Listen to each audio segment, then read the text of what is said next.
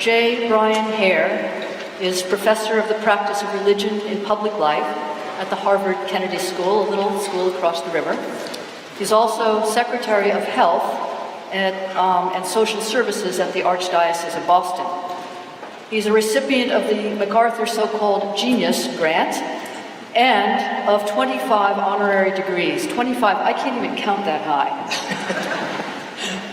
When I reached out to Bryan Hehir today to ask if he might join us, it was before the most recent round of the Catholic Church sexual abuse crisis, as that might be something of an elephant in this room right now. Let's begin by addressing that straight on. And I should say, make a note that with us today, as he is most summer Sundays, is Richard Gilman. Richard, would you raise your hand back there? Richard Gilman, who from 1999 to 2006 was the publisher of the Boston Globe. He oversaw the Spotlight team that uncovered the abuse. So earlier this week, I reached out to Father Hehir to offering him a chance to not be here today, saying that it felt like I was inviting him as a sheep to the slaughter in this old Protestant church, and suggesting that if he felt uneasy about being here, it was just fine. Nobody would ever know that we'd even had the conversation. Reverend Hehir, will you tell Old South Church what you said to me? Well, I said, first of all, I said to you, this is my life. Yeah. I don't go anywhere without having to address this.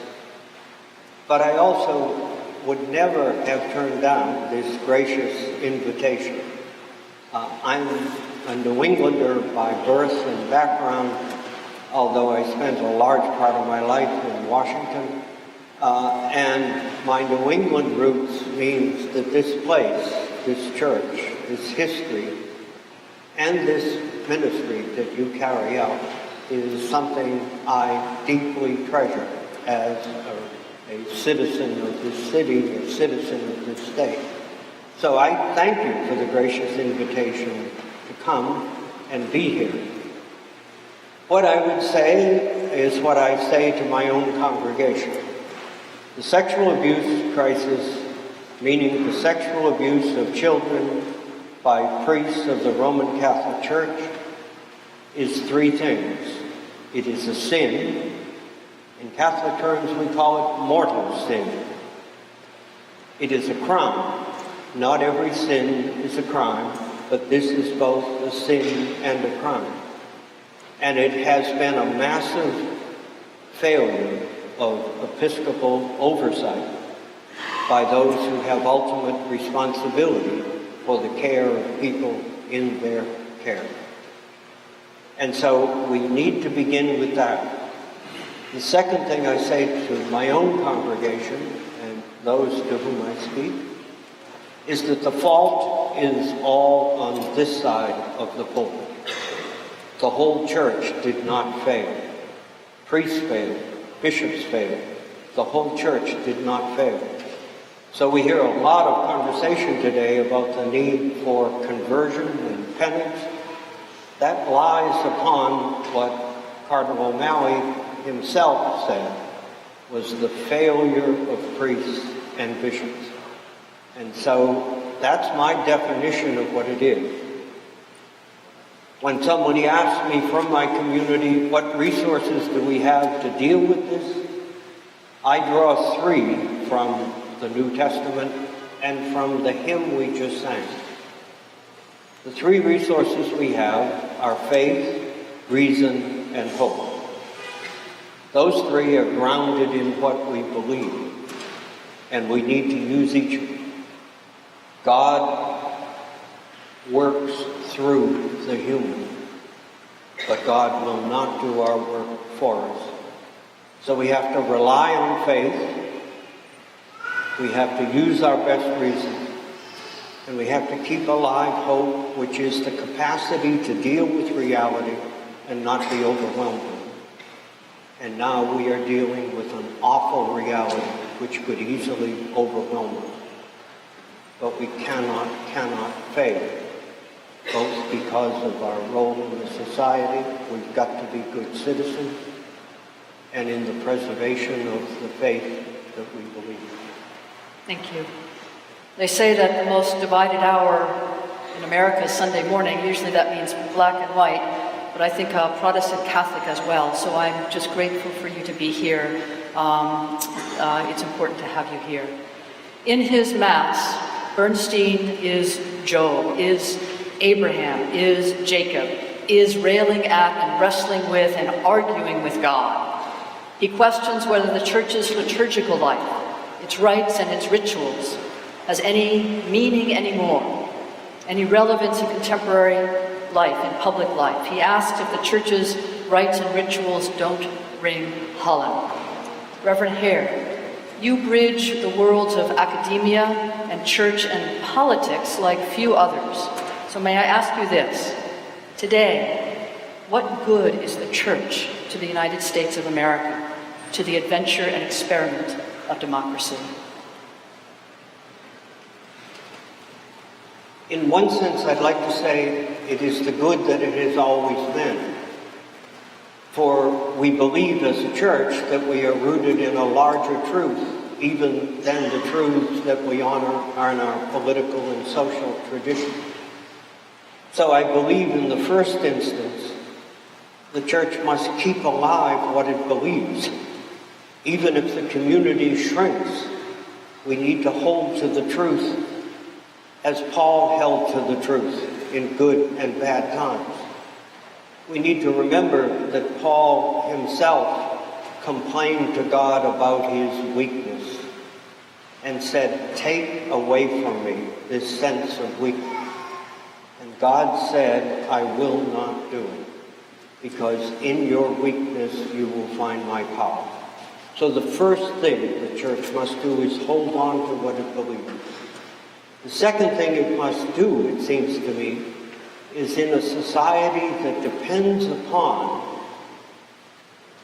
civil institutions, nonprofit institutions, to do the work of feeding the hungry, clothing the naked, sheltering the homeless. The pattern of that service that goes on in this country, if it collapses, the country will be in worse shape than it is in. Now, there is no question when the church itself sins, as I have said, it makes it twice as hard to do your work, twice as hard to make the contribution you can make. But if the first thing we offer the country is the truth we believe, try to live by it, share it, share the capacity for hope, even in secular terms. The second thing is the structure of our institutions. They are part of the fabric of this country. And if they go away, we'll be in worse shape than we're in. Do our institutions rise to what is needed? For various reasons, I think we don't. But we have the capacity to do so. And finally, we're in this awful problem that we can't even be civil. We can't even find a way not just to agree with each other, but even to talk to each other. Civility is charity in secular terms. And so keeping alive communities that can disagree about politics, disagree about economics, but be civil, hopefully that can spread out a bit into the wider society. But we must do it ourselves before we can share it. Now, you and I are both old enough to remember when the Roman Catholic Church and the Protestant churches in Boston were turned to regularly for spiritual and ethical authority. And that just isn't the case anymore, in part due to the Spotlight team. But no other institution has taken the church's place. I think there's an ethical and moral vacuum out there. Can we, here's my question, can we, should we endeavor to regain our moral authority? Is it gone forever? If not the church, who? Again, I would speak from my conviction. I don't think the church is destined to disappear. I say that from a conviction of faith rather than empirical analysis in the first instance. But faith, as the hymn said, should combine with reason. And faith undergirds reason. So I say with some conviction the church, whatever the community, ecclesial community is, however different it is from the days when all of our churches in this city were packed, when every citizen was almost universally Christian and American. In a very different day, a richer day, in a sense, because of the makeup. In my community, you didn't say where you lived in Boston, you said what parish you belonged to. It was the identity question. But I don't think the church will disappear. I do think we all live at moments that we don't define. We all inherit a present that we don't control. And therefore, I think always it's part of the church's role to ask, what is this moment? Where do the threats come from? Where do the possibilities exist? And where are the resources, ancient and contemporary, that can help us to build? So there's more than one source of moral authority. We were pointing about the Spotlight team and the Globe. We should be grateful for an investigative press. Cardinal O'Malley has said, without it, we wouldn't have found out what we didn't know. We should be grateful that we live in a democracy where every person can count.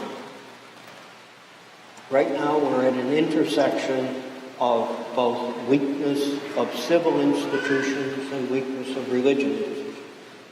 If you say, if not the church, what? I would rather frame it differently and say there are multiple sources of moral authority, among whom the religious community should be one, but we share the stage, and we've got to find a way to make our contribution. But moral authority goes beyond religious authority. And once again, faith and reason go together. You have argued that religion will always be with us. Humans are wired to be religious, that education and enlightenment and secularization, as much as they maybe would like to exercise our religious inclinations, can't do that. Religion is a potent thing. Like a surgeon's knife, it can be used for good or for ill, to heal or to harm. And we think about in the harming, the sexual abuse, violence, terror, the 9/11 anniversary we were just remembering. You claim that religion has the potential to contribute positively to a world that knows too much violence, too much poverty, and too many human rights violations. Can you be specific about that? Well, as I look at those questions, and I really teach secular subjects for the most part. Indeed, a vast amount of my teaching over the years has been with the military, talking about limits on the use of force. And actually, in our time, there's a resurgence of a debate about moral argument and military argument, a very serious discussion. For over 25 years, I've gone to the National War College and watched people struggle with questions, with mistakes they've made, with challenges they face. So there's a certain way in which there is a return to asking questions that emerge out of a religious framework. But if you ask, what's the church's capacity to deal with violence, poverty, climate change? What's the church's capacity? Again, for me, it's a mix of three things: substance, structure, and community. So we do possess substantive truths that not everyone holds, and we should acknowledge that and be wary of it. But if we believe they are substantive truths with lasting importance, the sacredness of the human person, the social nature of the human person. We cannot be fully fulfilled as individuals if we are not part of a social fabric. That cuts against the grain of much of what we hear in public life today, where at times it seems like it's Hobbesian in its beginning, Hobbesian in its loyalty. We cannot let the world simply believe a Hobbesian future is the only future. So substantive truths we need to keep alive, develop them, engage them. It's one thing to say you believe that the ancient doctrine of limits on war, just war, is one thing. It's another thing to relate it to nuclear weapons and cyber. That has not been done for us. We've got to do it. It's one thing to look at globalization as a force that has produced wealth in an unknown way in aggregate terms. But globalization has its own logic. It doesn't have its own ethics. There is no sense of limits. There is no sense that you measure it ultimately, no sense, at least for some, that you measure it ultimately, not by its aggregate productive capability, but by its impact on human life. Substantive truth, structure in this country and structure across country. We are increasingly secular. The world is not increasingly secular. In places where some of the greatest suffering that goes on in the world today, religion is what people hold on to because there's no other fabric to hold on to. And so as we try to make this country relevant to this kind of world, the structure that is transnational in religion. I always say transnational actors have the following characteristics. They're based in one place, present in several places, have a trained corps of personnel, a single guiding philosophy, and a sophisticated communication system. That's IBM, the World Bank, and the Jesuits. And so, and that's the truth. There are various organizations with the capacity to link up across boundary lines. We're not hearing much about that in our public life either. It's about us and our identity and our interests. There's nothing wrong with interest as long as we understand there's a larger interest we've got to relate to. So substance, structure, and then community. Religious believers are citizens wherever they are. And so how deeply they believe, how creatively they use the truths we have, and how fulsomely they support the structures that feed and clothe and house. Those are things we take for granted almost in religious institutions, but we need to step it up in the face of what we are challenged by today. Thank you. Leonard Bernstein could have ended his Mass on a negative note. In fact, another Jesuit priest and activist, Daniel Berrigan, some of you will know of him, suggested that he end Mass in a militant mood, and I quote Berrigan, "Yell at them and turn off the lights." That was Berrigan's suggestion. But Bernstein chose otherwise. At the end, a solo flute and a boy soprano reintroduced Simple Song from the opening. And the company gradually are awakened to a new hope. One by one, they are raised, resurrected, in peace and praise. Mass concludes with simple faith and the much longed-for peace. Father Hehir, do you have a final word for us on the efficacy of a simple faith? Do you always ask these kinds of questions? I'll have to take a vacation after. Simple faith. Well, in a certain way, the faith is simple. At its beginning, it is simple. The scriptures tell us, "Be still and know that I am God."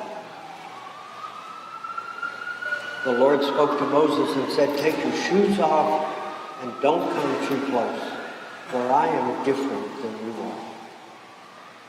To believe that there's a reality that is that large, that surrounds us in the world, brings one to simplicity of adoration, simplicity of silence, simplicity of awe and wonder. But it can't stay that way, nor did it in the Christian faith. So you start with 4 Gospels, and then the next thing you know, you have the doctors of the church. You have Augustine spreading out volumes from those 4 Gospels. And that's because it's faith and reason. It's faith that keeps things simple, direct, illuminates mystery. Religious mystery does not mean something unintelligible. It means something infinitely intelligible, so that we can probe religious mystery for the ages and be taught anew. So faith starts with simplicity, but it moves to complexity. Sometimes the move is not fruitful. We call it heresy. We call it misguided religion. But the simplicity draws us back, and it must grow because the world changes around us. Augustine knew nothing of nuclear weapons or globalization. And so it is a matter of starting with stark simplicity. Be still and know that I am God. And then it moves out from that to how does this truth relate to the world of our time, our place, our time of race, poverty, discrimination, war, lack of civility. There are multiple challenges. But the faith must become complex in both the way it is lived, understood, and in the institutions it presents, because stark simplicity by itself can leave us isolated, enhanced by the vision we hold, but offering nothing to the wider world. And that is not what the Lord intended. Would this old Protestant church say a word of thanks to this good priest?